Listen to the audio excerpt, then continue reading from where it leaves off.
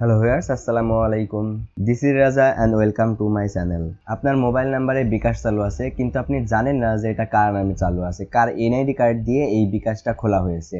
আজকের এই ভিডিওতে জানাবো কিভাবে বিকাশ অ্যাকাউন্ট কার নামে খোলা আছে, কার এনআইডি কার্ড দিয়ে খোলা আছে, এই বিষয়গুলো জানার উপায় এবং এ নিয়ে বিশেষ কিছু গুরুত্বপূর্ণ সতর্কতা থাকবে, সেগুলোই আলোচনা করা হবে। আমাদের অনেক সময় হয় কি, আমরা যখন আমাদের বিকাশ অ্যাকাউন্টের পাসওয়ার্ড ভুলে যাই, তখন আমাদের বিকাশ অফিসে ফোন দিয়ে তাদেরকে আমাদের এনআইডি কার্ডের নাম্বার বলতে হয় এবং আমাদের এনআইডি কার্ডের বিভিন্ন তথ্যগুলো তাদেরকে দিতে হয়। কিন্তু আমরা যদি নাই জানি যে আমাদের বিকাশটা কার নামে খোলা হয়েছে, তাহলে কিভাবে আমরা তাকে তথ্যটা দিব?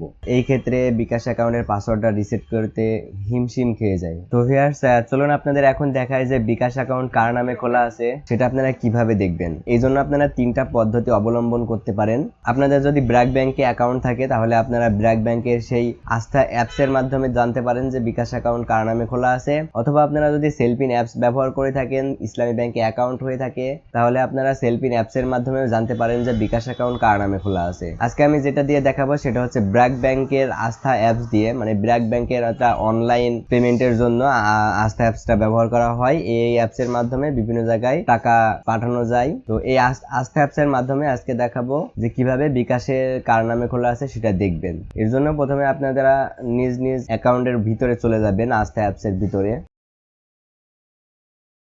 আস্থা অ্যাপসের ভিতরে প্রবেশ করার পর আস্থা অ্যাপসের সামনে ঠিক এইরকমই একটা ইন্টারফেস চলে আসবে। আমার এখানে লোড নিচ্ছে, আপনারা দেখতে পাচ্ছেন লোডিং লেখা আছে। এরপরে দেখতে পাচ্ছেন আমার অ্যাকাউন্টের ইন্টারফেসটা চলে আসছে। আপনারা এখান থেকে কি করবেন, একদম নিচের দিকে আপনারা এখানে ট্রান্সফার নামের একটি অপশন দেখতে পারবেন। জাস্ট এই অপশনটার উপরে ক্লিক করে দিবেন। ক্লিক করার পর আপনারা এখানে মোবাইল ওয়ালেট লেখা দেখতে পাচ্ছেন, মোবাইল ওয়ালেটে ক্লিক করবেন, এরপর নেক্সটে করবেন।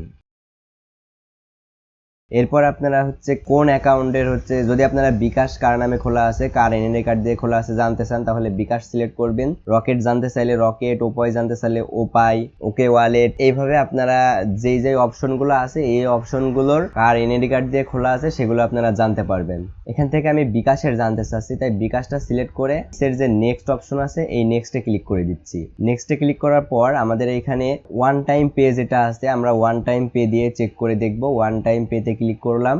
এরপরে এই যে to account, to bKash account যে লেখাটা আছে, আপনারা এই অপশনটার উপরে ক্লিক করে দিবেন। এই অপশনটার উপরে ক্লিক করার পর আপনারা যেই নাম্বারটার জানতে চাচ্ছেন যে এই নাম্বারটা কার এনআইডি কার্ড দিয়ে খোলা আছে, সেই নাম্বারটা আপনারা এখানে লিখে দিবেন। তো আমি এখানে নাম্বার টাইপ করলাম, এই নাম্বারটা জানতে চাচ্ছি যে এই নাম্বারটা কার এনআইডি কার্ড দিয়ে খোলা আছে। তো এর জন্য আপনারা এই নাম্বারটা লেখার পর জাস্ট বাহিরে একটা ক্লিক করে দিবেন। এরপর লোডিং নেবে কিছুক্ষণ। আপনাদের সামনেই লোডিং নেওয়ার পরে এটা কিন্তু সাথে সাথে চলে আসবে এই নামটা। আপনারা এই যে এখানে দেখে নেন যে একদম এই নাম্বারটা এবং নাম্বারটার নিচে এমএসটি লাভলি খাতুন লেখা আছে। এইটা যদি এটা আপনাদের নিজের নাম্বার হয়, তাহলে আপনাদের এখানে যখন নামটা চলে আসবে তখন আপনারা শিওর হয়ে যাবেন যে এটা কার নামে খোলা ছিল। তখন সেই এনআইডি কার্ড দিয়ে আপনারা আপনাদের বিকাশ পাসওয়ার্ডটা রিসেট করে নিতে পারেন বা অন্যান্য যেসব সমস্যায় পড়েছেন সেই সমস্যাগুলো ঠিক করে নিতে পারেন। এভাবেই মূলত যে নাম্বারটা এখানে টাইপ করবেন, বাইরে ক্লিক করলে এখানে সেই নামটা কিন্তু চলে আসবে। তো ভিউয়ার্স, দেখে নিলেন কিভাবে আস্থা অ্যাপস দিয়ে যে কোনো নাম্বারে কার নামে খোলা আছে, কার এনআইডি কার্ড দিয়ে খোলা আছে তার নাম বের করা যায়। তো ভিউয়ার্স, এই ছিল মূলত আজকের ভিডিওটি যদি ভালো লেগে থাকে তাহলে অবশ্যই লাইক করবেন, আর এমনই টেক রিলেটেড ভিডিও পেতে আমার চ্যানেলটি সাবস্ক্রাইব করে রাখবেন। ধন্যবাদ সবাইকে, আসসালামু আলাইকুম।